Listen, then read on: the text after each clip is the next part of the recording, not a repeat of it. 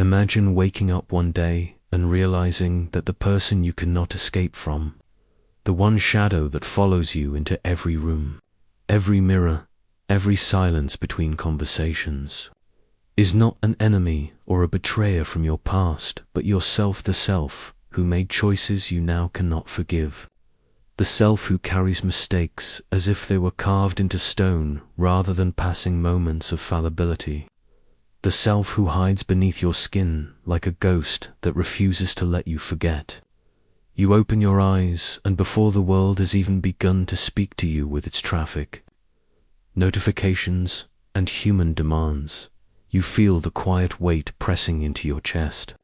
The unfinished trial of your own soul, where the judge and the condemned are the same being. And you wonder, in horror, how can you ever be free if the cage is built from your own reflection? This is the paradox. Others might forgive you. They may even forget what you did or never hold it against you at all. Yet your heart remains the site of an unresolved crime scene, replaying flashes of memory in distorted fragments, each repetition making the act feel less like a mistake and more like a definition of who you are. Isn't it strange that no matter how much time has passed, you can feel a slip of the tongue, a broken promise, a betrayal or a cowardly silence, like a fresh wound, as though the past hasn't moved an inch forward and you are shackled to its frozen moment while everything else has gone on without you? What is it that makes forgiving yourself harder than forgiving the cruelties of strangers or the wounds inflicted by people who swore they loved you? You might tell yourself you should move on. You might whisper affirmations into the bathroom mirror. But beneath that ritual lies the gnawing contradiction that to forgive yourself feels like excusing yourself, and to excuse yourself feels like allowing the unforgivable to dissolve without justice. So instead, you replay, punish, rehearse, and relive, as though repetition could somehow erase reality. But isn't it true that reliving a mistake doesn't undo it but cements it deeper into your nervous system, creating grooves of guilt that shape who you believe yourself to be? Imagine the years of your life as a corridor lined with doors, some locked and some open, and among them is the door you refuse to enter, the one behind which your past self waits, unhealed, unaccepted, calling for recognition. Yet you turn away each time because to face it would mean confronting the unbearable question, if I did that, then what kind of person am I? And if I cannot forgive that kind of person, then am I doomed to drag this condemned figure with me forever? The irony is that the inability to forgive yourself doesn't only haunt your memory, it spills into your relationships, your choices, your capacity to believe in joy. For how can you fully love or trust or receive life when part of you remains convinced that you are undeserving, corrupted at the root? But pause and ask yourself, what is forgiveness, really? Is it forgetting, or is it remembering without the chain of condemnation? If so, then why does it feel as though forgiving yourself would betray the seriousness of your mistake?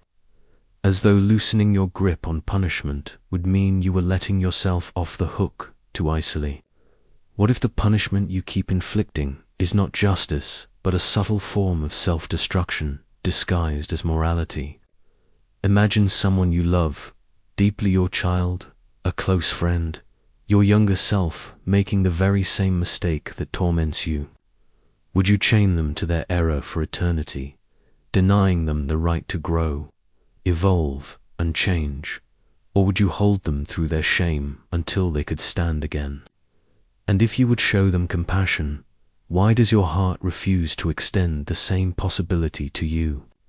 Could it be that self-forgiveness requires a radical act even more unsettling than punishing yourself? An act of reseeing, re-understanding, redefining who you are beyond the single event of your failure. Yet here lies the haunting great question, the one that resists easy answers and demands something deeper than motivational slogans. if you are both the prisoner and the jailer, both the sinner and the one who longs for absolution, then who are you really? And what would it mean spiritually if you discovered that your inability to forgive yourself is not merely about the past, but about the very way you understand what it means to be human? This is where the silence thickens, where the room feels smaller, where the air presses heavier on your chest.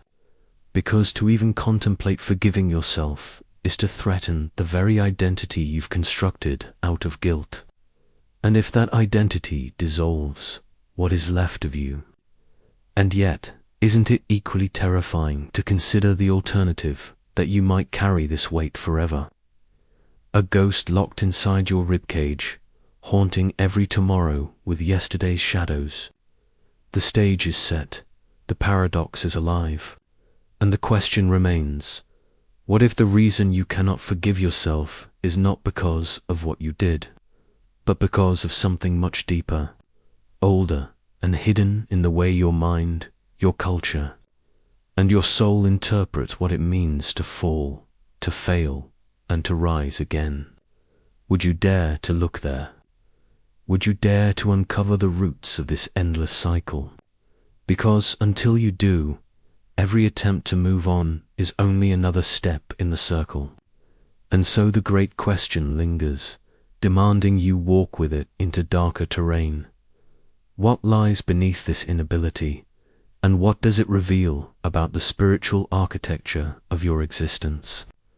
The deeper you wander into this labyrinth of self-condemnation, the more you begin to realize that the refusal to forgive yourself is not simply about a single mistake, not even about a series of them, but about an entire architecture of thought and feeling that has been woven into you since long before you even had words to name shame.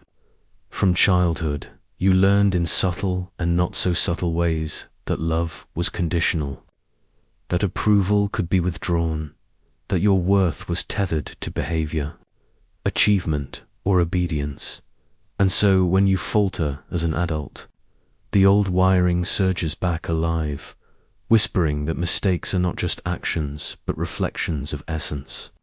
That to err is not simply to misstep, but to reveal an unworthy core. Psychology has long suggested this split between the conscious and the unconscious self. Carl Jung speaking of the shadow that we bury and deny. Yet what happens when the shadow is not only projected outward onto others, but turned inward? Hidden in the corners of your own psyche, where you keep the version of you that disappointed, betrayed, or failed. Every culture, every society, whether religious or secular, has its own methods of codifying guilt and penance rituals of confession, public shaming, punishment, or therapy sessions meant to cleanse. But what remains unspoken is how much these practices reinforce a dangerous loop. The belief that guilt must be carried indefinitely as proof of sincerity, as though releasing it too soon is a sign of insincerity. Have you noticed how the mind is addicted to certainty, how it prefers a painful identity to an ambiguous one?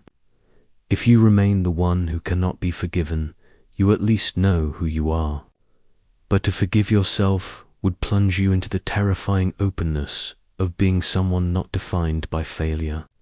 And that openness feels like a kind of death, the death of an old identity, a narrative you've rehearsed for years. Cognitive psychology tells us that humans have a negativity bias, a tendency to latch on to painful memories and overemphasize them, not because the mind enjoys suffering, but because evolution wired us to remember threats more vividly than pleasures. But what happens when your greatest perceived threat is not the world outside, but the memory of your own choices? You become a prisoner of your nervous system, your brain replaying the scene again and again under the illusion that by revisiting it, you are preventing it from happening again. Yet what you are actually doing is engraving it deeper, making it inseparable from your self-concept. And here is where philosophy intersects with psychology. If the essence of human freedom, as Sartre suggested, is the ability to define oneself anew in each moment. Then clinging to an unforgiven past is not moral vigilance, but a form of existential cowardice, choosing the familiarity of chains over the anxiety of freedom. Yet can you see how this refusal is not entirely your fault? From childhood, society conditions you to equate mistakes with identity, sin with essence, and failure with proof of who you are at your core. Religious traditions often preach forgiveness, but beneath that proclamation is an implicit hierarchy. God may forgive, but you must remain perpetually aware of your fallen nature. Parents may forgive, but they remind you that they are disappointed. Partners may forgive, but their forgiveness becomes a quiet power over you. And so the lesson is learned. To forgive yourself would mean you are taking the authority to absolve. And authority, you were taught, lies outside you, not within. The psychological consequence of this conditioning is devastating. You become split against yourself, endlessly waiting for permission to release a guilt that no external figure can truly remove. Because the courtroom is internal, the judge is your own consciousness. Have you ever wondered why you return to memories that hurt you most, as if probing the wound would heal it? Freud might say it is a repetition compulsion, an unconscious drive to master the trauma by replaying it, hoping for a different outcome, yet the outcome never changes. And so you deepen the trench of guilt until it feels geological, like bedrock. Nietzsche, on the other hand, would argue that guilt is not merely psychological, but a historical invention of societies built on debt and punishment. Systems that conditioned individuals to internalize punishment until they became their own wardens.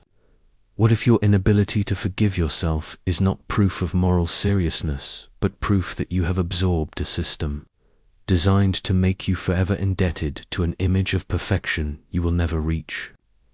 Look closely at your own inner dialogue. When you recall your mistake, do you feel the sharp sting of memory or the heavy cloak of identity? If it is the latter, then your guilt is no longer about the event, but about a worldview that has colonized you, convincing you that worth is conditional and that redemption cannot come from within. This is the hidden problem. Your inability to forgive yourself is not a flaw of willpower or an excess of sensitivity. It is the byproduct of a psychological and cultural inheritance, a web of cognitive biases, evolutionary tendencies, and moral structures that feed off your shame like parasites. And still, it grows deeper, because self-forgiveness is not only about psychology, but about spirituality, about the way you define the essence of your being. If you believe your soul is permanently stained by your actions, how can you ever release the stain? But if you believe your soul is something larger than any single moment, then forgiveness becomes not an erasure of the act, but a re-seeing of yourself beyond it. The problem is that most people never arrive at this realization. They remain circling the surface, treating forgiveness as a transaction, as though it were an equation of punishment and pardon, when in truth it is a collapse of that entire system. But to collapse, it is to risk chaos, to risk redefining who you are without the familiar anchor of guilt. And most people choose the safety of suffering over the terror of rebirth. So the question sharpens, pulling you toward the next revelation. If this inability is not merely yours, but a hidden inheritance from history, from psychology, from philosophy itself, then what unseen consequences does it create in your life, in the lives of those around you, in the very fabric of society that thrives on people trapped in their own unhealed shame? And what does it mean, spiritually, if your refusal to forgive yourself is not just a personal failure, but a mirror of humanity's deepest wound? You might believe that your inability to forgive yourself is a private struggle, something tucked away in the solitude of your mind. Yet the truth is more disturbing. What festers within inevitably bleeds into the world outside, shaping your relationships, your choices, even the silent atmosphere of your presence. And so the unseen consequences of your unhealed guilt stretch far beyond your imagination.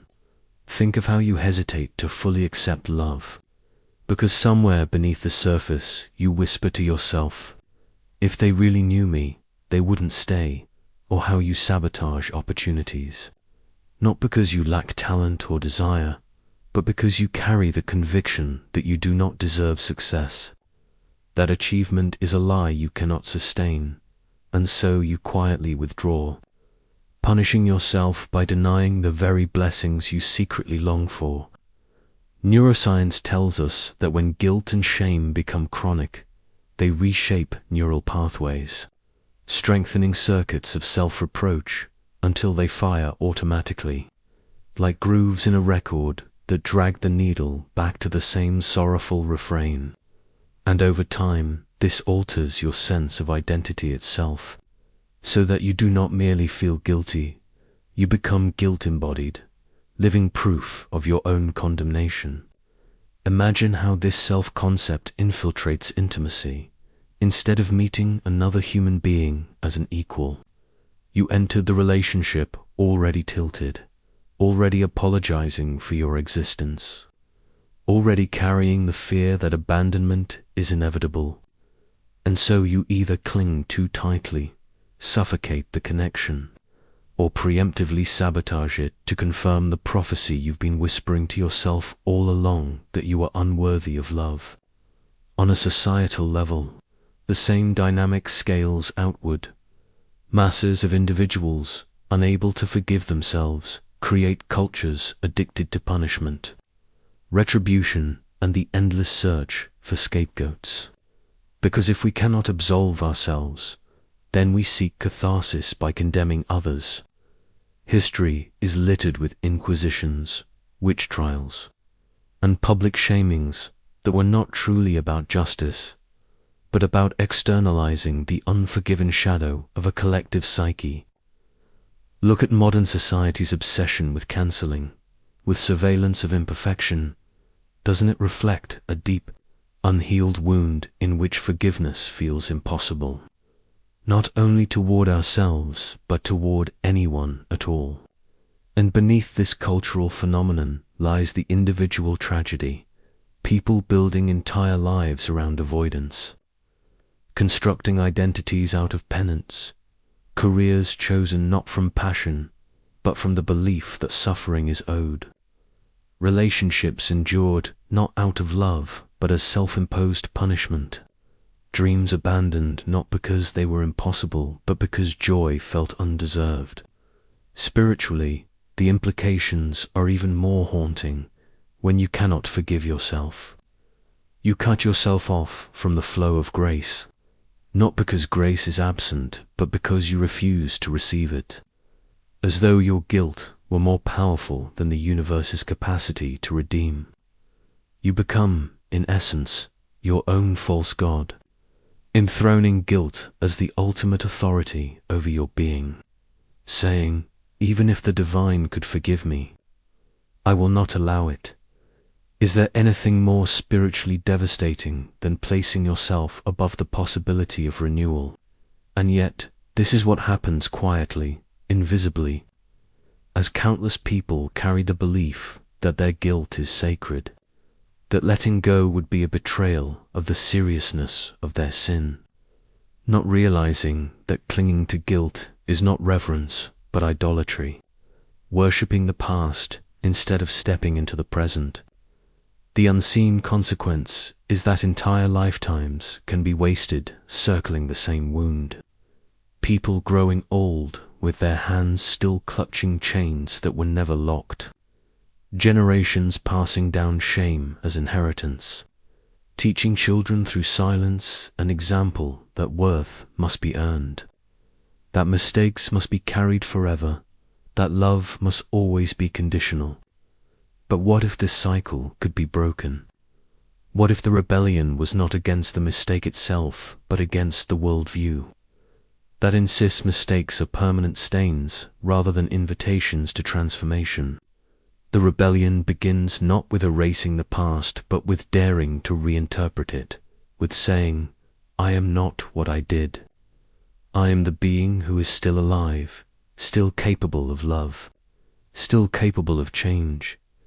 This rebellion is terrifying because it feels like death, the death of the identity built around guilt, but in that death is birth, the kind mystics have spoken of for centuries, the kind that Jung hinted at when he spoke of individuation, the process of integrating the shadow not to be consumed by it, but to be made whole.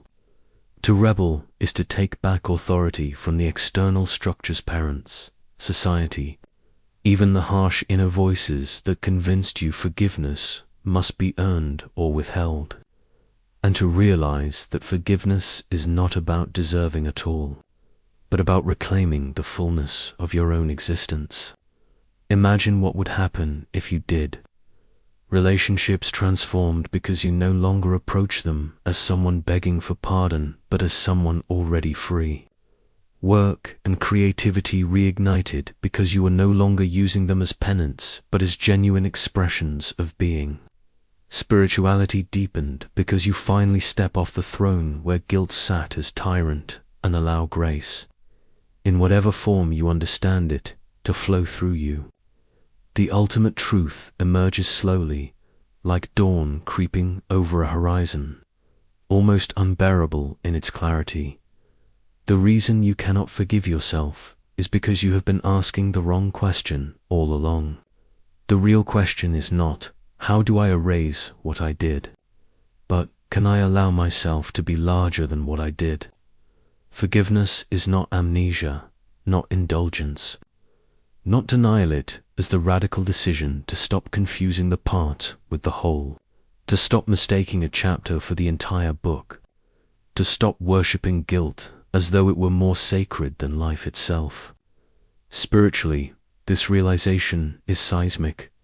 To forgive yourself is to align with the deepest truth of existence, that growth, renewal, and transformation are not exceptions but the very fabric of being. That death and rebirth are woven into every season, every cell, every breath. And so the final image rises. Imagine standing in front of the mirror, the same mirror where you have rehearsed your condemnation 1,000 times. And for the first time, you do not look away. You do not curse. You do not beg for escape. Instead, you see the one who failed, yes, but also the one who survived, the one who still breathes, the one who can still love.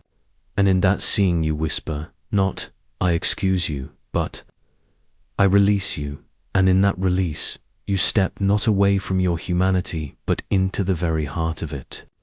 The chains dissolve, not because the past is forgotten, but because you finally understood that chains were never the truth. They were the story you carried, the inheritance you accepted, the cage you built. And in that understanding, you are no longer prisoner or jailer. Sinner or judge, you are simply alive. And in that aliveness, forgiveness is not a choice, but a truth